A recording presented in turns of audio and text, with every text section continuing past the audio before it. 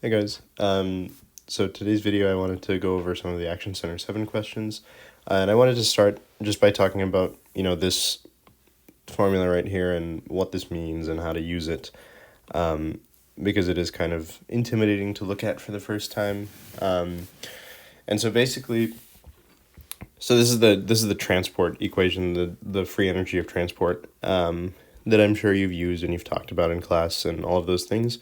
But so there were two things that I wanted to cover about this specifically, and one of them is that, so I want you to get in the habit of thinking about this as not just like one equation, but more of like two things that are being added together.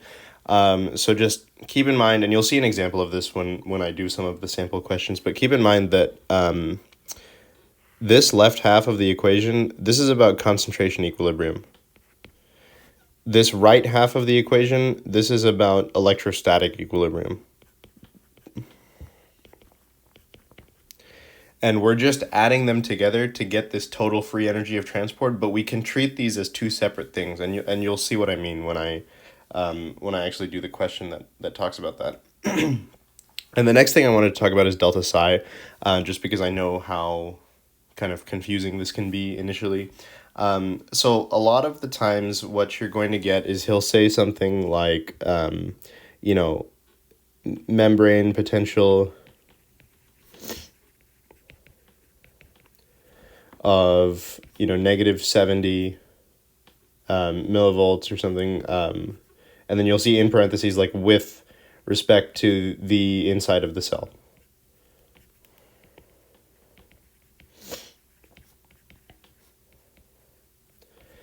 And so how to deal with this is, so how I pictured it was like if I have a cell, now the charge inside is like negative 70 millivolts. And what this means is that, if I've got H plus ions out here and I'm trying to bring them into the cell, this could be concentration, like, concentration wise, this could be like unfavored or something, like we could be moving it against its concentration gradient. But you want to think about the concentration and the electrostatic sides of the equation separately. So the only thing you need to consider for delta psi and the electrostatic side of this equation is the fact that we are moving a positive ion into a negative space. And so what that means is that if we move enough of these H pluses inside the cell, we're eventually going to get this negative 70. We're going to get it closer and closer to zero. And that's exactly what we want to happen. So that's like, this for the cell to be neutral and for it to be like, in its preferred state, I guess, that's going to be where it's closer to zero. So moving a positive charged ion into a negative charged space, that's going to decrease the negative charge, get it closer to zero. So this is going to be spontaneous. So if it's spontaneous, that means that my delta psi is going to be negative. Or it stays negative in this case because it's given to me as a negative number. So that means that when I plug it into the equation, my delta psi term will be negative 70. However, same example, negative 70 millivolts. Let's say I've got a chloride ion and I'm trying to move that inside. Then what happens is that this negative 70 millivolts on the inside, that's going to get farther away from negative 70. It's going to become more negative. We don't want that to happen. Ideally, we'd get closer and closer to zero. We'd get closer to neutral. So this is going to be non-spontaneous. So that means that when I plug it into my equation, delta psi is going to equal positive 70 millivolts. All right, so I hope, that was helpful for thinking about that. And I'll show you how this works in like actual problems.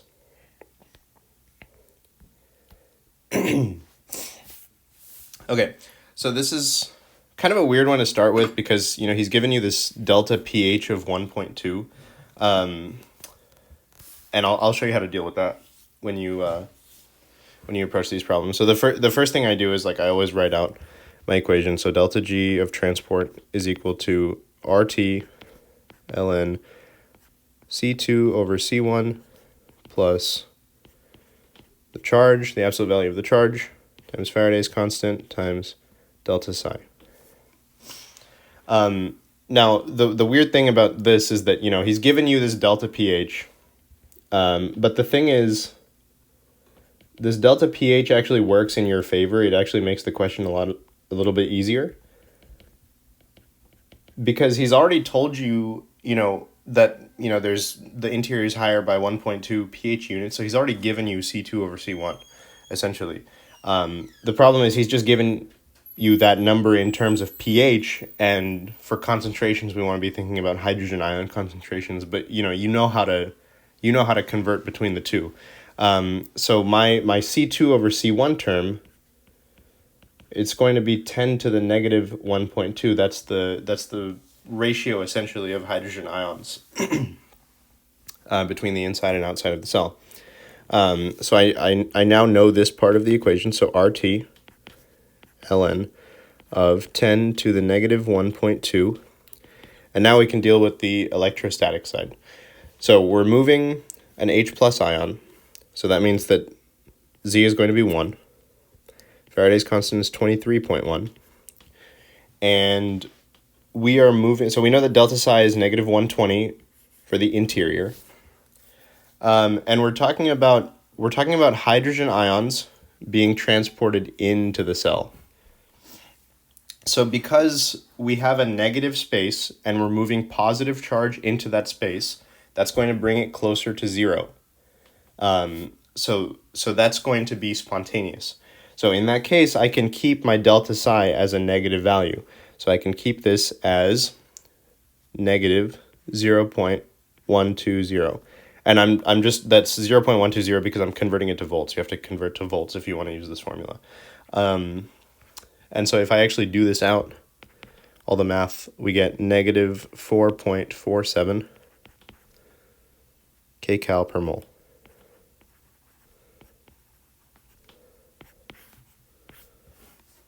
Okay, and so the next question is a continuation of this, and this is actually the one that I was talking about earlier when I mentioned that you can think about these two as separate, and they don't necessarily need each other to function properly. So this question is asking what maximum concentration gradient. So every time you see this, he's essentially just asking you to find C2 over C1. So to what maximum concentration gradient, so sulfur C2 over C1, could E. coli accumulate beta-galactosides given the information and solution of the previous problem?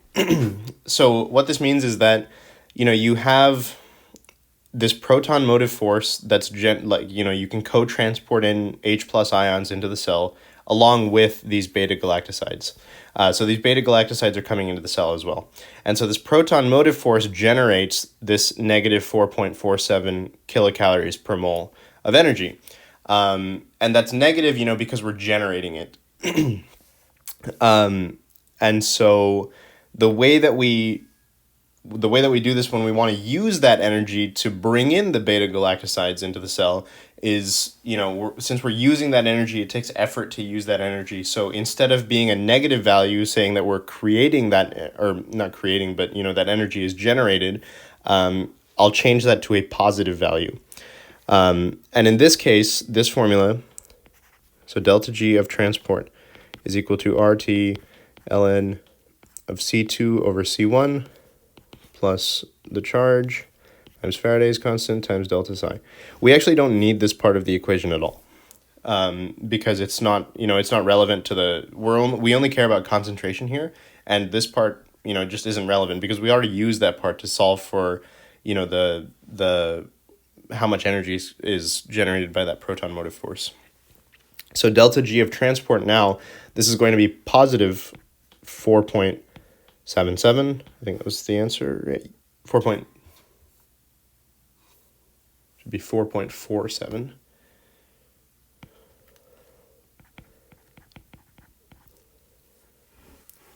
And that is going to be equal to RT ln of C2 over C1. And if we rearrange this to solve for C2 over C1, we'll get e to the 4.47. I keep writing 7 over RT. That is going to be equal to 1,418. And so that is this equals C2 over C1. There's no unit because it's a ratio of concentrations. Essentially, this is the concentration gradient. All right. And so the last question that I wanted to go over is something else that a lot of people ask me about, and this is there's a lot of words going on here, a lot of numbers, and so for these, what I like to do is, because you're almost certainly going to see one of these on an exam. I think this is a great question to ask on an exam. Not only because there's a lot going on, but because it's also very, very biologically relevant. This is, all of your cells do this all the time. It sets up action potentials and all of that cool stuff. And so what I like to do for these is I like to sort of get myself organized and write everything out before I even start approaching, and I really encourage you to do that when you see not only these, but like any type of this question, just so that you know exactly where you're going and what ion is going in which direction and all of that stuff. So for this, because we're talking about a sodium-potassium pump, so there is some knowledge that you need here beforehand. So basically, what we know is that per ATP, we move 5 ions. Now, 3 of those are going to be sodium ions, and they're going to go out of the cell.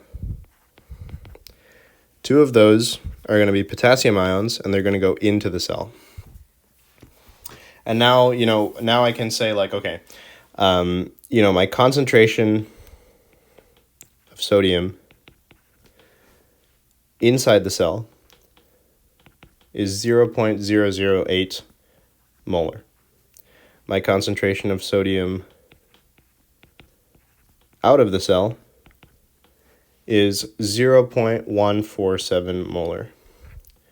My concentration of potassium inside the cell is 0.135 molar, and my concentration of potassium outside the cell is 0.007 molar.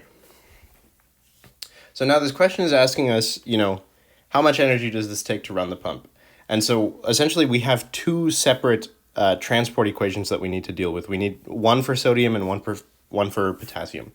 And so for sodium transport,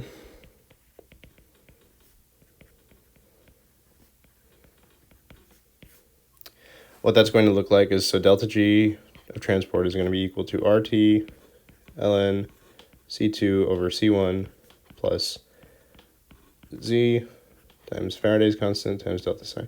And I know I write that out all the time, but I just want you to get in the habit of writing it out all the time, because it does really help to understand what's going on. So we have RT ln, and now we need to deal with C2 over C1. And so since we're dealing with sodium, I'm transporting sodium out of the cell. So what I like to do is I like to say that C2 is where I'm ending up and C1 is where I'm starting.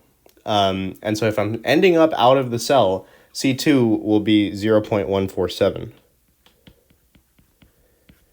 over 0.008, because that's where I started. This is plus the charge of sodium, which is 1. 23.1 is Faraday's constant. And now, he gave us delta psi as negative 70.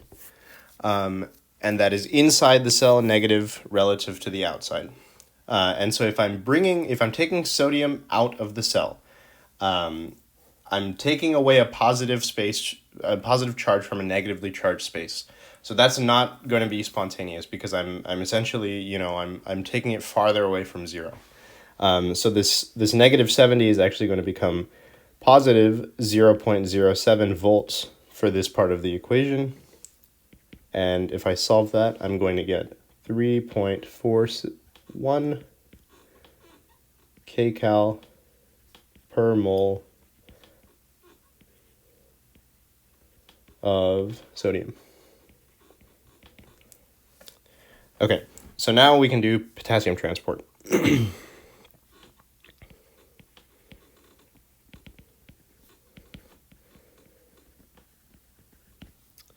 So exactly the same process. We're going to say delta G of transport is going to be equal to RT ln C2 over C1 plus charge times Faraday's constant times delta psi. And so RT ln stays the same. Now C2 over C1 here, I'm bringing two potassium ions in. So where I end up is going to be inside the cell. So 0.135 over 0.007 plus the charge of potassium, which is also 1, times 23.1. And in this case, what I'm doing is I'm bringing positive ions into a space that's negatively charged, which is going to take my membrane potential inside the cell closer and closer to 0. So that's going to be spontaneous. So my delta psi here can stay negative, and it's going to be 0.07 volts.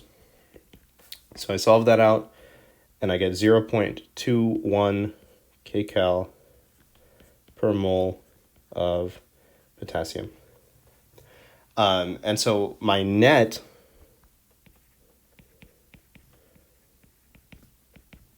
is actually going to be, so I'm moving, this is per mole of Na, and I'm moving 3 of them, and I'm moving 2 potassiums. So 3 times 3.41, because I'm moving 3, plus 2 times 0.21, because I'm moving 2 of the potassiums. That is going to be equal to 10.65 kcal, can't write, per mole to run the pump.